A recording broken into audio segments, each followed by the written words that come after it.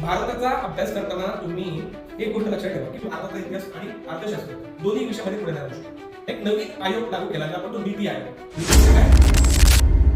भारताचा अभ्यास करताना तुम्ही एक गोष्ट लक्षात ठेवा की पंचवार्षिक योजनांचा अभ्यास केल्याशिवाय तुम्ही भारताचा इतिहास आणि अर्थशास्त्र दोन्ही विषयामध्ये पुढे नाही जाऊ शकत.